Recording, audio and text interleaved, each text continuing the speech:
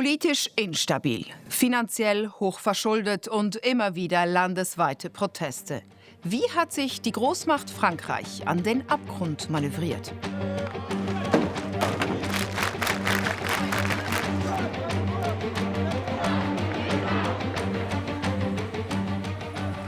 Pour être libre dans ce monde, il faut être craint. Pour être craint, il faut être puissant. Präsident Emmanuel Macron gibt sich als mächtigen Staatsmann. Gerade im Ausland inszeniert er sich gerne als Schlüsselfigur der europäischen Politik. Als Transatlantiker mit gutem Draht zu US-Präsident Donald Trump, als treuer Unterstützer des ukrainischen Präsidenten Volodymyr Zelensky und als zentrale politische Macht in Europa. Zu Hause allerdings wird er zunehmend zum Buhmann, verliert den Rückhalt in der Bevölkerung, seine Zustimmungswerte fallen in den Keller. Was steigt, sind die Schulden Frankreichs. Der mittlerweile angehäufte Schuldenberg ist erdrückend. Die politische Instabilität offensichtlich. 4 Premierminister verschleißt das Land in 3 Jahren und auch der Amtierende steht vor demselben gordischen Knoten. Wohin steuert unser Nachbarland Frankreich also?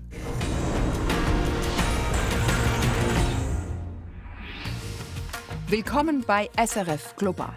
Frankreich hat sich in die Sackgasse manövriert, politisch, finanziell und gesellschaftlich.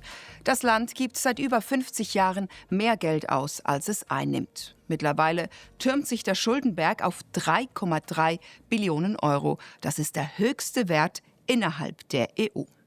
Hinzu kommt eine politische Dauerkrise. 5 Premierminister in den letzten 3 Jahren. Die meisten scheitern an Reformen und auch der Druck der Straße ist enorm. Immer wieder blockieren Proteste das Land.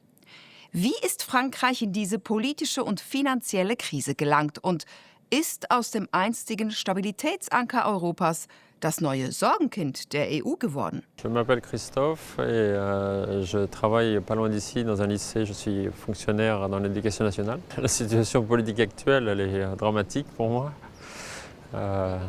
On fait semblant de ne pas voir les problèmes et de ne pas vouloir les régler. Je pense que les manifestations, c'est une forme de ras-le-bol qui devrait être prise en considération. Et la situation quotidienne est tellement délicate pour beaucoup d'entre eux, ce qui fait que le ras-le-bol se manifeste comme ce. Je m'appelle Annick Maté, je suis retraitée de la fonction hospitalière de l'hôpital donc depuis plusieurs années. Le tempérament français, c'est un peu ça, et on n'a jamais été habitué au compromis. Ça, que c'est un petit peu la culture française, bouillonne, on y va, etc. Un peu le côté révolutionnaire. Je suis Pierre-Marie Moreau, j'ai 38 ans, je suis chef d'entreprise à Poitiers. J'entends les politiques, quels qu'ils soient, qu'ils fassent preuve de responsabilité, qu'ils réduisent nos dépenses une bonne fois pour toutes, et qui fasse en sorte que le pays se développe, comme il a su le faire. Peut-être que le système est arrivé au bout, ou peut-être qu'il faut réinventer le système, mais en tout cas, il faut qu'il se comporte également comme des citoyens responsables et aussi des chefs d'entreprise. Il faut qu'ils trouvent des solutions.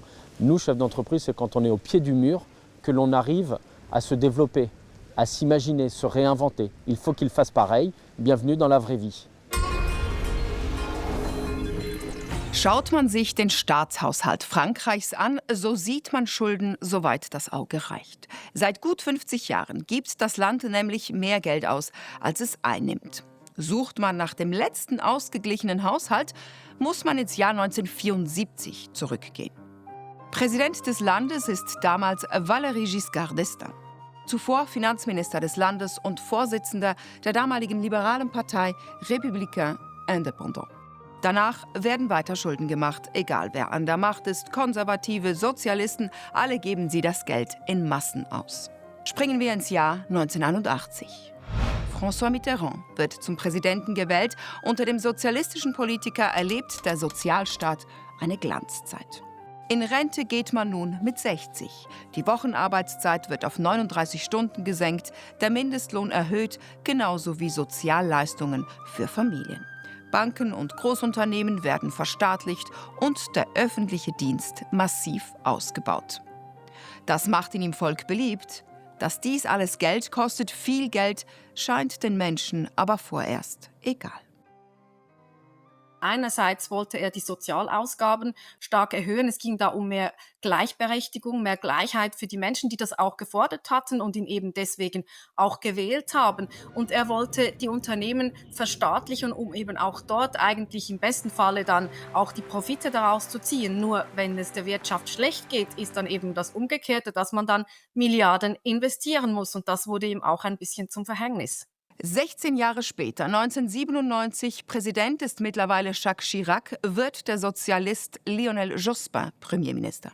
Er führt gemeinsam mit der Arbeitsministerin Martine Aubry die 35-Stunden-Woche ein. Lionel Jospin wollte mit der 35-Stunden-Woche einerseits natürlich die Arbeitsbedingungen verbessern für die Französinnen und Franzosen und andererseits auch die Arbeitslosigkeit senken. Das hat funktioniert zum Teil, aber das Problem ist, dass es eben nachher nicht mehr abgeschafft wurde. Das heißt, die Franzosen, die arbeiten bis heute 35 Stunden die Woche und wenn das diskutiert wird, da geht es wirklich keine Möglichkeit. Es gibt ja auch so das französische Savoir-vivre, also das gehört irgendwie zur Identität dazu, dass man eben nicht nur lebt, um zu arbeiten, sondern auch daneben noch ein Leben hat. Die globale Finanzkrise 2008 bringt manchen Staatshaushalt ins Wanken. Damals steht Frankreich ungefähr gleich da wie Deutschland. Beide Länder weisen Schulden auf in Höhe von etwa 60% ihrer Wirtschaftsleistung. Deutschland beginnt einen Sparkurs, Frankreich geht den anderen Weg. In Deutschland hat man gesagt, wir haben gesehen, was es in Griechenland für Folgen hat, wenn man zu viel Schulden macht. Wir machen die berühmte Schuldenbremse, damit also der deutsche Haushalt ausgeglichen ist. In Frankreich hat man gedacht, ja, Griechenland, das ist weit weg. Wir sind nicht in der gleichen Situation und wegen der Finanzkrise ist die Konjunktur schwach. Die Regierung muss jetzt ein bisschen ausgeben, um die Konjunktur anzukurbeln. Und das am Anfang klang vielleicht vernünftig, aber dann hat man mit dem mehr Ausgeben nicht aufgehört. Die Staatsausgaben war schwierig zu erhöhen, denn es gab sofort Proteste. Und dann ist halt so langsam kontinuierlich Frankreich auf diesem anderen Gleis in die andere Richtung mal weitergegangen, wo halt das Schuldenmachen immer stärker zugenommen hat. Und so geht das Schuldenmachen fröhlich weiter. Zwar versprechen Präsidenten wie Nicolas Sarkozy oder François Hollande Reformen, den großen Schritt schafft aber keiner. Einerseits ist es sicher so, dass eben die sozialen Errungenschaften sehr, sehr wichtig sind und dass man daran festhalten will in der Bevölkerung. Es ist auch so, dass die Gewerkschaften eine enorm wichtige Rolle haben im Land und die eben das Land auch ein bisschen blockieren können, dann jeweils mit Demonstrationen, wenn sie nicht einig sind mit Reformen. Es ist aber wahrscheinlich auch der Fall, dass Frankreich durch sein zentralistisches System und durch diese gewisse Abgehobenheit der politischen Elite von der Bevölkerung auch nicht wirklich viel Vertrauen hat vom Volk, dass die richtigen Reformen durchgemacht werden. Knapp 10 Jahre später, 2017, kommt er, Emmanuel Macron. Je vous servirai dans la fidélité de la confiance que vous m'avez donnée. Je vous servirai avec amour. Vive la République! Vive la France! Er wird zum Popstar der französischen Politik und mit 39 Jahren der jüngste Präsident in der Geschichte des Landes. Seine neue Bewegung La République en Marche, die er nur ein Jahr zuvor gegründet hat, ist jung, proeuropäisch und jenseits der alten Parteien. Das verhilft ihm zum überraschenden Sieg. Emmanuel Macron kam einerseits natürlich an die Macht mit vielen Innovationsplänen. Er wollte zum Beispiel Startups ganz an die vordere Front bringen. Das hat er auch unter anderem geschafft. Er hat eben gesagt, dass er das Rentenalter nicht erhöhen will. Er hat gesagt, dass er auf Ökologie, auf die Energiewende setzen will. Das sind so einige Sachen und Frankreich modernisieren würde. Er hat auch gesagt, dass er Bürokratie abbauen will, das Leben vereinfachen und Staatsstellen streichen. Das ist ihm hingegen eher weniger gelungen. Die Euphorie hält nicht lange. Bald schon wird Macron durch seine Politik, Steuersenkungen für Unternehmen, Abschaffung der Vermögenssteuer als Präsident der Wohlhabenden wahrgenommen. Hinzu kommt Seine Art und sein Tonfall, der auf viele arrogant wirkt. La France n'est pas un pays qui se réforme. Notre pays ne se réforme pas.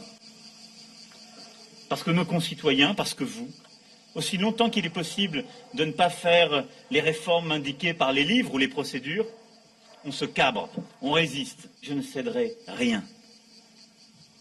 Ni aux fainéants, ni aux cyniques, ni aux extrêmes. Er lebt in einer anderen Welt. Er ist ein Präsident quasi der Reichen.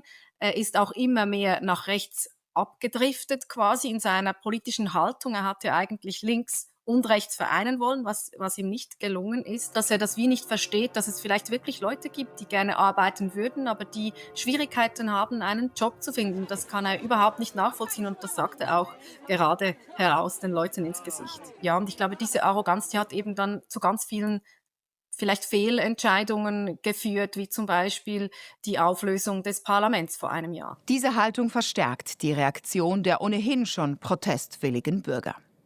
So stoßen die Reformversuche auf großen Widerstand. Die Menschen gehen auf die Straße. Historisch die monatelangen Gelbwestenproteste gegen die Energiewende oder die geplante Rentenreform. Also das gehört wirklich zur Kultur dazu in Frankreich und wird eigentlich von niemandem, zumindest nicht öffentlich, so in Abrede gestellt. Und ich denke, es ist auch sehr wichtig, weil die Bevölkerung sich sonst gar nicht groß äußern kann. Sie hat so wenig Mitspracherecht und das ist natürlich wenn man es aus der Schweiz betrachtet, natürlich extrem, was da die Unterschiede sind. Also man kann überhaupt nichts mitreden, mitbestimmen, außer den Präsidenten, den man dann wählen kann und der dann eben eigentlich mehr oder weniger machen kann, was er will, ob er das jetzt versprochen hat oder nicht. Frankreich schafft es auch unter Macron nicht, Geld zu sparen. Im März 2020 dann die Corona-Pandemie. Die Regierung sieht sich gezwungen, Milliarden in die Wirtschaft zu pumpen. Allein in Emmanuel Macrons zweiter Amtszeit macht das Land über 1000 Milliarden Euro Schulden. Heute liegt Frankreichs Verschuldung bei über 3,3 Billionen Euro. Das ist das höchste Haushaltsdefizit innerhalb der EU.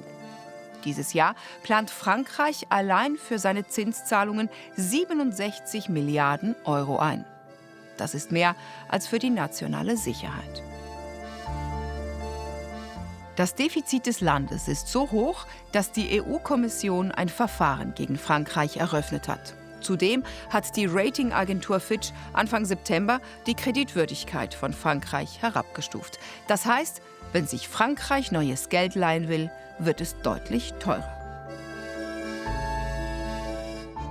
Dass Fitch oder andere Ratingsagenturen Frankreich herabstufen, ist per se nur etwas, was einfach zeigt, dass jeder hat jetzt kapiert, wie schlecht es Frankreich geht. Seit die EU ein Defizitverfahren eingeleitet hat, seit auch die Ratingagenturen Frankreich heruntergestuft haben, merkt man schon auch eben in der Bevölkerung, dass das ein Thema wird. Und auch die Politiker, die sind mittlerweile eigentlich bereit zu sparen. Nur das Problem ist, dass man nicht einig ist, wo man denn sparen soll und dass man keine Kompromisse eingehen will auf beiden Seiten des politischen Lagers. La réforme du pays, la réforme du système social et du système de retraite qui est en cours. Donc je pense que la clé, elle est là. La responsabilité de chacun, elle doit être là-dessus.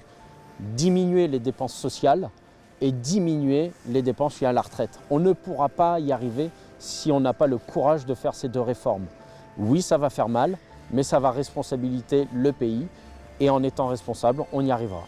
Alors c'est vrai que moi je suis retraitée, je suis parfois très stupéfaite par le niveau de retraite par rapport au niveau des actifs. Ce sont les actifs qui payent nos retraites et je trouve que les actifs ne sont pas assez considérés par rapport aux pensions retraites qui sont bien plus supérieures à celles des actifs. Mais c'est un peu bête aussi les retraités. Je pense qu'il y a des personnes qui sont en grande difficulté physique et il faut qu'ils aient leur retraite très vite. Et puis d'autres non, mais les grands mots d'ordre, c'est bête. Je pense quand même que les grandes entreprises françaises qui bénéficient de la notoriété de la France pourraient, de par leurs milliards, participer aussi à l'allègement de la charge des citoyens français qui eux, croulent sous les dettes. Staatsschulden sind ein weit verbreitetes Phänomen. Und die Meinungen, ob diese gut oder schlecht sind, gehen weit auseinander. Fakt ist, die globale Staatsverschuldung ist ins Unvorstellbare gewachsen und hat die 100 Billionen Dollar Grenze überschritten. Borrowing is critical for development, we all know that, and it does provide a means to governments to invest boldly in a better future for their people. Staatsschulden dienen zum größten Teil der Finanzierung staatlicher Dienstleistungen wie Renten, Beamtengehälter, dem Unterhalt von Schulen, der Polizei oder der Armee. Aber auch dem Bau oder der Instandhaltung von Infrastruktur. Sind die Ausgaben höher als die Einnahmen, entsteht ein Defizit. Um dieses Loch zu stopfen, leiht sich der Staat dann Geld. Länder können Kredite untereinander vergeben oder solche bei globalen Institutionen wie der Weltbank oder dem Internationalen Währungsfonds aufnehmen. Regierungen können aber auch Geld durch den Verkauf von Anleihen beschaffen, bei denen es sich im Wesentlichen um Schuldscheine des Staates handelt. Und wie alle Kredite sind auch diese mit Zinsen belegt. 3.4 billion people live in countries that spend more on interest payments than on health or on education. Nehmen wir das Beispiel Sambia. 2021 gibt das Land 39% des Budgets für Zinszahlungen aus. Sambia gibt also mehr für Rückzahlungen aus als für Bildung, Gesundheit und für die Wasserversorgung zusammen. Wie wir am Beispiel von Frankreich sehen, sind Staatsschulden aber keineswegs nur ein Thema von Entwicklungsländern. Die ganze G7-Gruppe macht enorme Schulden. Frankreich steht in dieser Statistik auf Platz 4. An der Spitze steht Japan. Das Land hat die größte Staatsverschuldung weltweit, mit 235% seiner Wirtschaftsleistung. Will heißen, auf jeden Franken, den das Land erwirtschaftet, kommen mehr als 2 Franken Schulden. Doch im Gegensatz zum vorhin erwähnten Sambia haben Länder wie Frankreich, die USA oder Japan verschiedene Optionen, an Geld zu kommen. In Japan ist das eigene Volk, die Japaner selbst, die praktisch alle japanischen Staatstitel gekauft haben, auch weiterhin kaufen. Und deswegen ist es sozusagen wenn man Japan als Familie nimmt, ja, ist das alles innerhalb einer Familie. Der eine Bruder schuldet dem anderen etwas. Das könnten sie auch gegenseitig einfach löschen. Ja? Und deswegen sind die japanischen Staatsschulden, auch wenn sie ganz hoch sind, weiterhin tragfähig. Kurzum, Japan ist zwar hoch verschuldet, doch die Schulden liegen quasi zu Hause. Und solange die Zinsen niedrig bleiben und die Anleger Vertrauen haben, ist es für Japan weniger gefährlich als für andere Länder. Und dann ist da noch der Sonderfall USA. Die USA erhöhen Jahr für Jahr ihre Schuldenobergrenze. Anfang September dieses Jahres steht die Schuldenlast bei 37,4 Billionen Dollar. Das macht im Verhältnis zur Wirtschaftsleistung eine Quote von 101% aus. We're not going to default. We're going to inflate or do financial repression or, baby steps, austerity, something. We're not going to have a crisis like Greece had it. That's just wrong. But inflation's not pleasant because we can print money. I mean, we can honor our debts. We just never have to default. Greece was using the euro and didn't have control. Staatsschulden können je nachdem gefährlicher oder weniger gefährlich sein. Eine neue Erfindung sind sie keineswegs. Schon länger wurden Infrastrukturprojekte oder Kriege durch Schulden finanziert. Der Zweite Weltkrieg ist der bisher teuerste Krieg in der Menschheitsgeschichte.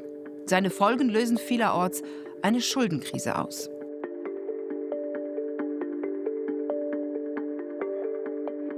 Die Schulden waren natürlich überall relativ hoch nach dem Zweiten Weltkrieg. Aber dann gab es eine lange Periode von hohem Wachstum, mäßiger Inflation. Und diese Kombination ist natürlich ideal, um die Staatsschulden abzutragen. Die Staaten konnten dann relativ leicht Überschuss erwirtschaften und so langsam gingen dann halt die Schulden, zumindest im Relativ zum Bruttosozialprodukt, gingen sie dann zurück. Es folgen 4 weitere Wellen der großen Staatsverschuldungen. In den 1980er Jahren trifft die erste Lateinamerika. 16 Länder in der Region müssen ihren Staatshaushalt und das Ausleihen von Geld komplett umstrukturieren. 1997 trifft es dann Südostasien.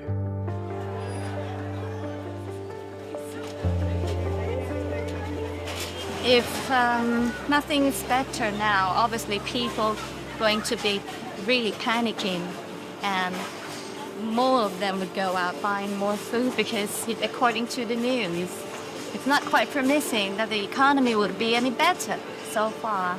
So we obviously have to survive. Und in den Jahren 2007 und 2008 trifft die Wirtschaftskrise vor allem Europa und die USA.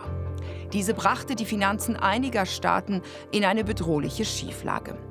Die vierte Welle 2010 trifft Staaten wie Island, Irland und die südlichen EU-Länder. Portugal, Spanien, Italien und Griechenland. In Griechenland spitzt sich die Lage zu. Plötzlich steht das Land im Sturm der Euro-Krise. Um einen Staatsbankrott abzuwenden und die Ansteckungsgefahr für andere Euro-Länder einzudämmen, wird ein europäischer Rettungsschirm gespannt. Dafür verpflichtet sich Griechenland zu einschneidenden Sparmaßnahmen. Renten- und Beamtenlöhne werden gekürzt, Staatsvermögen werden privatisiert, es gibt tiefgreifende Einschnitte und immer wieder Massenproteste.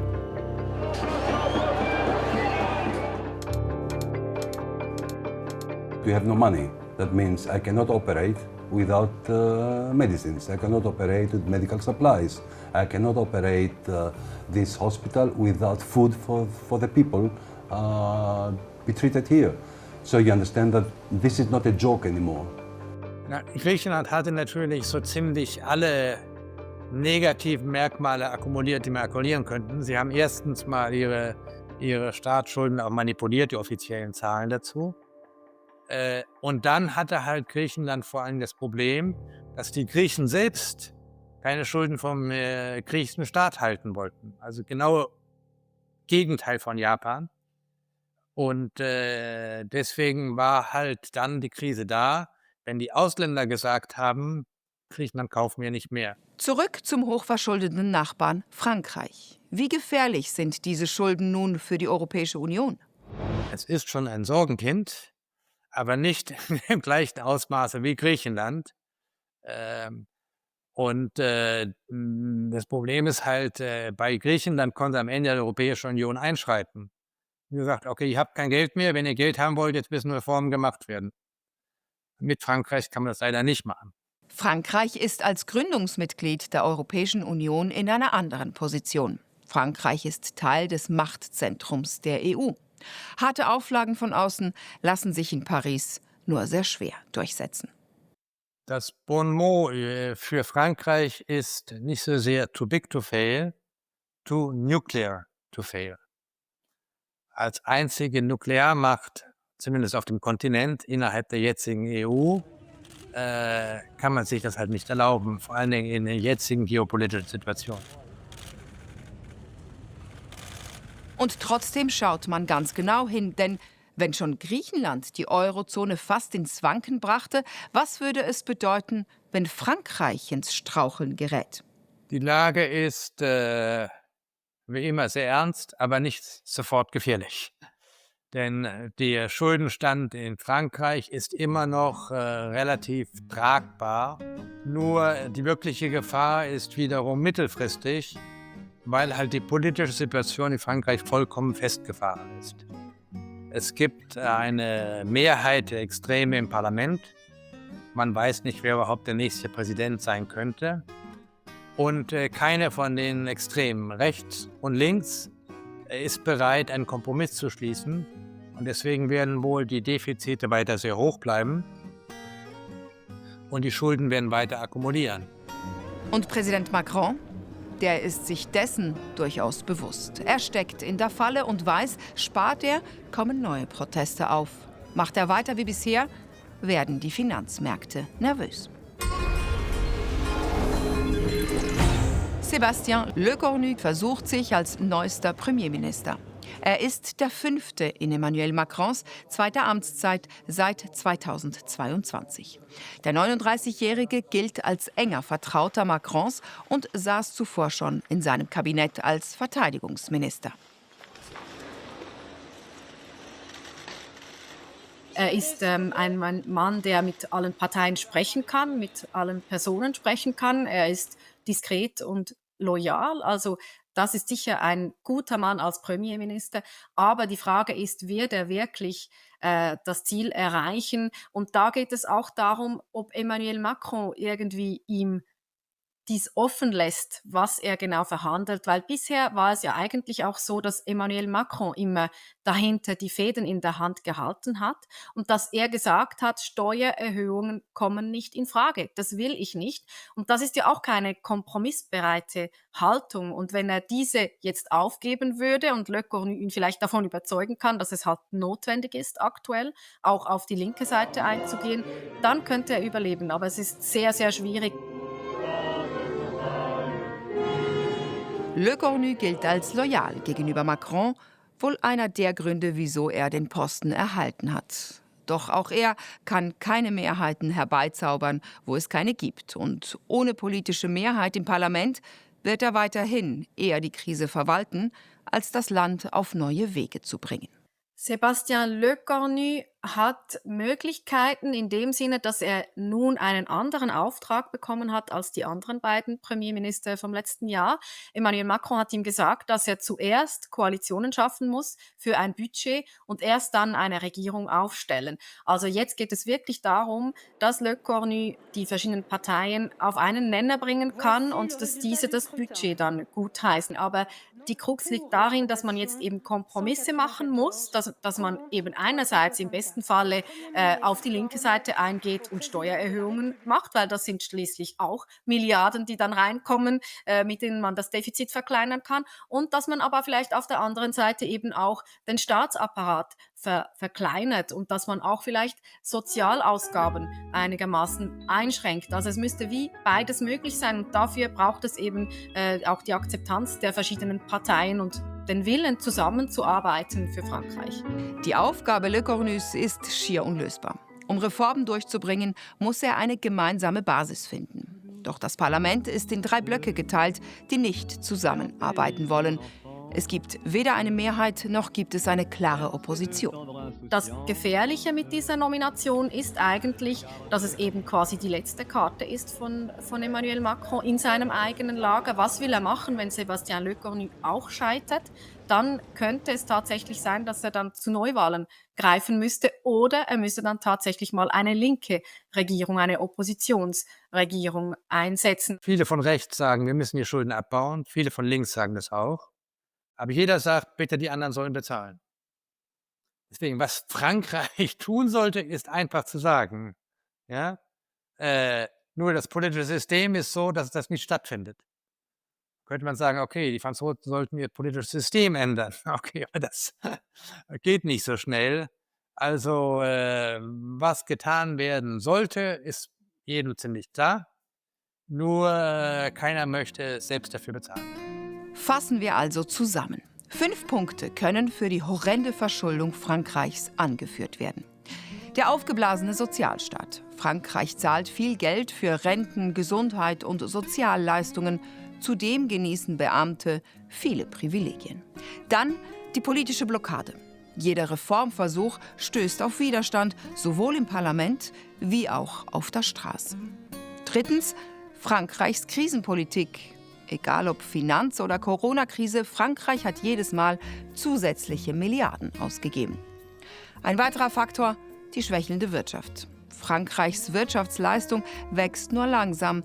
Die Industrie ist seit den 70er Jahren stark geschrumpft, wobei viele Jobs verloren gegangen sind. Und schließlich die hohen Zinsen. Je mehr Schulden sich nämlich anhäufen, umso teurer wird es, sich neues Geld zu leihen. Ganz insgesamt sind die Französinnen und Franzosen doch sehr mit einem guten Selbstwertgefühl ausgestattet, was ihr Land anbetrifft. Und ich glaube, sie gehen nicht davon aus, dass Frankreich so schnell untergeht, Schulden hin oder her. Et j'ai pas tellement confiance dans les élections et dans les politiques. Alors j'ai plein d'espoir parce que la France est un grand pays, composé de plein de Français qui sont de bonne constitution et d'entrepreneurs qui sont hyper courageux. Et ça, face au courage, on peut absolument tout prévoir. Donc je suis en effet plein d'espoir pour notre pays. Les crises, c'est des moments difficiles, mais voilà, les choses après s'éclaircissent et peut-être permettent d'avoir des gouvernances qui tiennent. Écoutez, on est quand même dans un pays où on mange, on est quand même parmi les revenus mondiaux les plus élevés, donc on ne peut pas avoir une vision aussi pessimiste, mais effectivement, il faut travailler à ce que ça aille mieux. Alors ça... Wie Frankreich daran arbeiten will, aus dieser politischen und finanziellen Krise zu kommen und ob das überhaupt gelingen kann, das bleibt offen. Wichtig wäre es durchaus, denn die Situation unseres hochverschuldeten Nachbarlandes betrifft ganz Europa. Auf dem internationalen politischen Parkett ist Frankreich enorm wichtig, nicht zuletzt wegen des Atomschirms. Externe Auflagen sind daher mehr als schwierig.